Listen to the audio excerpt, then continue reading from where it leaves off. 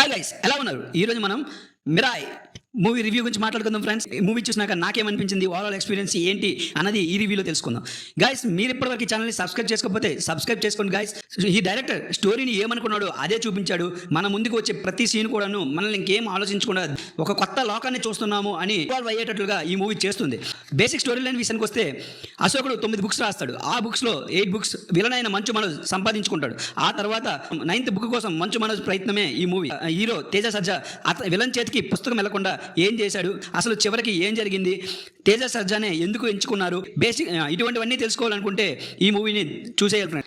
Overall movie review విషయానికి వస్తే, movie మాత్రం థియేటర్లోనే మాత్రం ఎక్స్పీరియన్స్ చేయాలి అనేటట్లుగా ఉండే విఎఫ్ఎక్స్ ప్లస్ పాయింట్ అయితే సినిమాకి ఇచ్చిన బ్యాక్గ్రౌండ్ స్కోర్ ఎక్స్ట్రాడినరీగా ఉంది. మనల్ని కొత్త లోకంలోకి తీసుకువెళ్ళిపోతుంది. ఆర్ఆర్ఆర్లో రామ్ చరణ్ విల్లు పట్టుకొని బ్యాక్ సైడ్లో లైటింగ్ పడినప్పుడు అబ్బా రాజమౌళి ఏం తీసాడరా బాబు అనిపించింది. కానీ ఈ మూవీలో మంచు మనోజ్ విలన్ అయినప్పటికీ అతని ఫైట్ సీక్వెన్స్లో అతను యూజ్ చేసే వెపన్, ఆ థాట్ అయితే ఎలా వచ్చిందో కానీ ఎక్స్ట్రాడినరీగా అనిపించింది. మళ్ళీ అటువంటి ఎక్స్పీరియన్స్ని నేనైతే మళ్ళీ ఫేస్ చేశాను. సెకండ్ హాఫ్లో వచ్చే ఈగల్ సీన్స్ అయితే మాత్రం ఎక్స్ట్రాడినరీగా అనిపిస్తాయి. సినిమాటిక్ లిబర్టీ తీసుకున్నారు. కొన్ని సీన్స్ని ట్రిమ్ చేసినా పర్లేదు అనిపించింది. ఈ మూవీలో కామెడీ కొంచెం ఫోర్స్ఫుల్గా ఉన్నప్పటికీ అదే మనకి కొంతవరకు రిలీఫ్గా అనిపిస్తుంది. సెకండ్ హాఫ్లో వచ్చే మిరాయ్ కోసం హీరో చేసే ప్రయత్నాలు, రాముడు ధ్యానం చేసే ప్లేస్, ఇవన్నీ చాలా ఇంప్రెసివ్గా చూపించారు.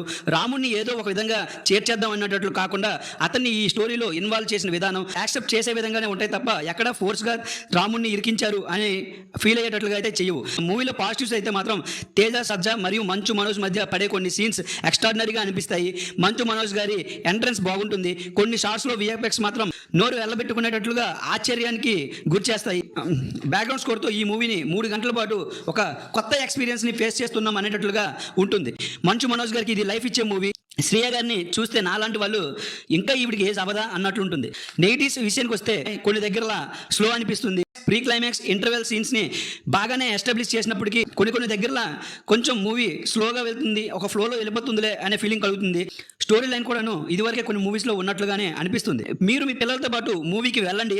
హనుమాన్తో తేజ సజ్జా మీ పిల్లలకి దగ్గరయ్యాడు. ఈ మూవీతో సూపర్ హీరోగా మీ పిల్లల మనసులో చోటు దక్కించుకుంటాడు. పెద్దలు మనవాడిని మన ఇంటి కుర్రాడుగా, మన ఇంటి వాడిగా యాక్సెప్ట్ చేస్తారు. మూవీని థియేటర్లోకి వెళ్ళి చూస్తారు, కానీ బయటికి వచ్చి కొన్ని గంటల పాటు మీతో పాటు ప్రయాణం చేస్తుంది. ఎందుకంటే అటువంటి బ్యాక్గ్రౌండ్ స్కోర్, అటువంటి విఎఫ్ఎక్స్ మరియు ఎక్స్ట్రాడినరీ విజువల్స్ అనేవి ఈ మూవీ సొంతం. ఓకే గైస్, మీరు కనుక ఈ మూవీ చూసుంటే మీ ఒపీనియన్ని తెలియజేయడం మాత్రం మర్చిపోకండి. ఈ మూవీకి నేను ఇచ్చే రేటింగ్ 3.5 out of 5 ఫ్రెండ్స్.